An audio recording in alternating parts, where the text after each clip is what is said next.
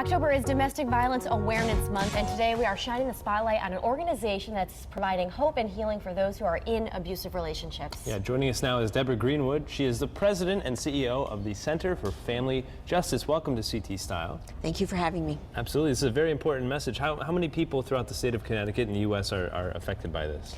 In Connecticut, we see over 150,000 reported cases. Wow. And this is actually a $32 billion cost to the United States of America, only because of the amount of services someone needs when they have identified as a victim of abuse. Yeah. We're going to debunk some of the myths about domestic violence because it's a problem. People don't talk about it.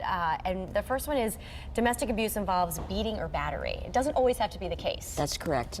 When we talk about domestic violence, we always imagine that it's a woman with a black eye, and many times it is. However, there are more cases of domestic violence that include verbal and emotional abuse, financial abuse, and this covers ages from children all the way to elder abuse as well. So again, a myth that it's just physical, it truly is just a myth. More cases come in that are emotional and verbal. And there's men also that are experiencing domestic abuse. That's correct.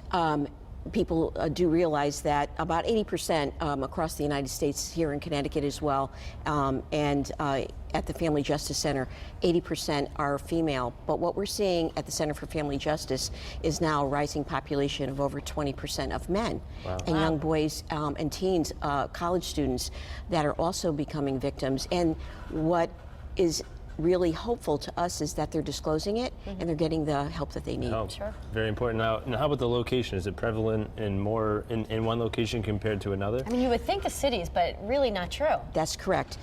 This covers every zip code. We see 40% of the cases that are at the highest risk are from the suburbs. When you talk about assets and children and you talk about financial abuse, there are really very intricate cases that we see, and they're more severe. We have more volume in the inner city. We're located in Bridgeport, so we do have, our numbers are higher there. But last year, just in the 6 towns that we serve, we saw 4,600 domestic violence cases. So it's such a huge problem. Deborah, thank you so much for being here and bringing us some information on such an important issue. Thank you for having me. And may I leave you with 2 pins. Oh, thank you very much. Thank you We very appreciate much. it. Guys, we'll see you tomorrow right here on CT Style. Be sure to tune in and follow us Facebook, Twitter, and Instagram.